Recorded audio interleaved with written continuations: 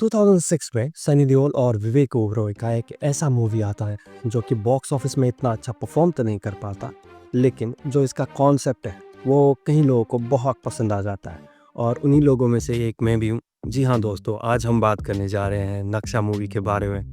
ये मूवी जो है मैंने बचपन में देखा था और ये मूवी जो अपने स्टोरी और प्लॉट के लिए जो मेन स्टोरी यूज़ करता है वो इतना अच्छा है कि लाइक इतने सालों में भी मेरे दिमाग से ये स्टोरी बाहर ही नहीं जा रहा और इट जस्ट स्टेड देयर। तो अगर आप लोगों ने मूवी देखा भी होगा तो आपको पता होगा कि मैं किस बारे में बात कर रहा हूँ। और अगर आपने ये मूवी नहीं देखा है और एक ओल्ड स्कूल मूवी जो एक एक्शन एडवेंचर भी है और जिसमें हमारे इतिहास महाभारत का एक मिस्टीरियस एलिमेंट है जिसको यूज़ किया गया है और उसको सॉल्व करना इस मूवी का मेन प्लॉट है। तो अगर आपको स्पॉइलर से कोई भी प्रॉब्लम नहीं है तो लेट्स डिस्कस दिस मूवी। और अगर आपको स्पॉइलर से प्रॉब्लम हो तो you can just watch the movie because ये मूवी यूट्यूब में अवेलेबल है और उसके बाद में ये वीडियो में फिर आ जाना आप लोग।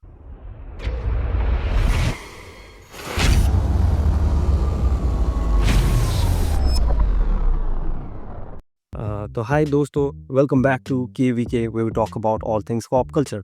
तो कहानी शुरू होती है विवेक ओबरॉय के कैरेक्टर विकी मल्होत्रा के साथ, जो कि अपनी माँ के साथ रहता है। जब उनके लॉयर एक पुरानी बंगलो की वो बेचने की बात करने के लिए उनके पास आता है तो विकी उत्तराखंड पहुंच जाता है जहां उसे मिलता है एक प्राचीन नक्शा जो कि उसके पिताजी ने छुपा के रखा हुआ होता है वही उसी पुराने बंगलों पर जैसे ही विकी को उस नक्शे के बारे में पता चलते जाता है तो कुछ लोग उसको किडनैप करके ले जाते हैं और बाद में हमें पता चलता है कि यही लोग हैं जो जिन्होंने उनके पिताजी का मर्डर किया था।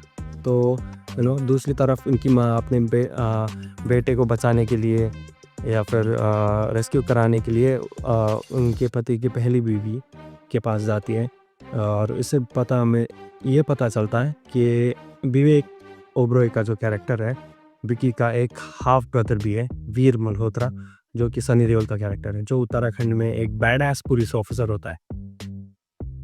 और बस यहीं शुरू होती है असली एडवेंचर। वीर अपने छोटे भाई को बचाने के लिए निकलता है और एक ज़बरदस्त चेज सीन शुरू हो जाता है, डेंस जंगल से लेकर हिमालय के फुट हिल्स तक। रास्ते में इन दोनों को एक और नई कैरेक्टर मिल जाती है, रिया, जो कि समीरा रेड्डी की कैरेक्टर है, जिससे ये लोग रिवर राफ्टिंग के एक एक्सीडेंट से बचा लेते हैं। तो हाँ, लेकिन इस मूवी का ऐसा विलन भी है जो कि बाली है, जिसको जैकी श्रॉफ सर ने प्ले किया हुआ है। वो उसका जो स्टोरी है he is after the same thing that Vicky's father was after.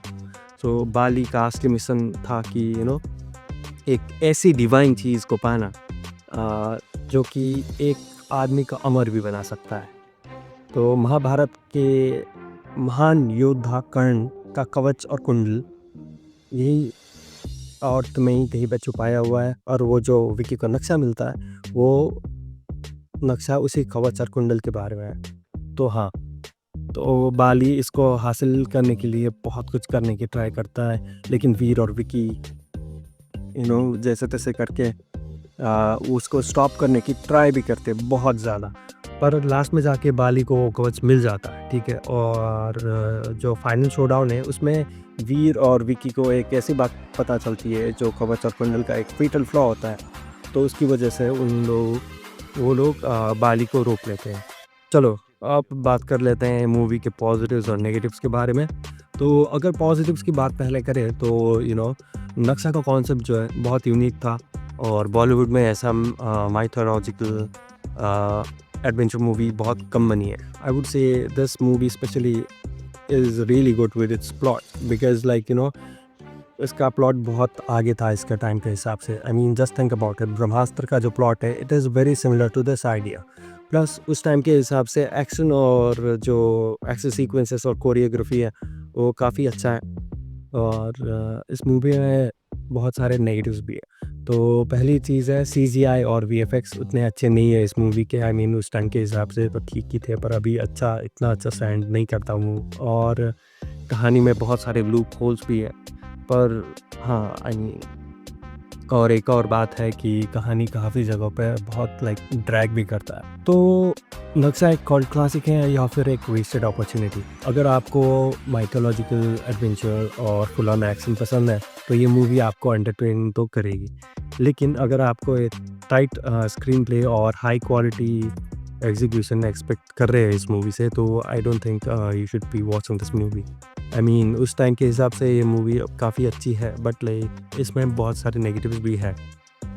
तो अगर आपने ये मूवी देखा हुआ है या फिर अभी आप देखोगे तो मुझे ज़रूर बताना कि आपको ये मूवी कैसा लगा था, या फिर अब कैसा लगा है अभी जो आपने रिसेंटली देखा होगा तो। आई मीन या so guys, that's my time. Comment करना ना भूलिए और शेयर भी करिए इस वीडियो को, और सब्सक्राइब और लाइक तो करना ही पड़ेगा आपको क्योंकि it really motivates me to make more videos like this. So हाँ, पीस आउट।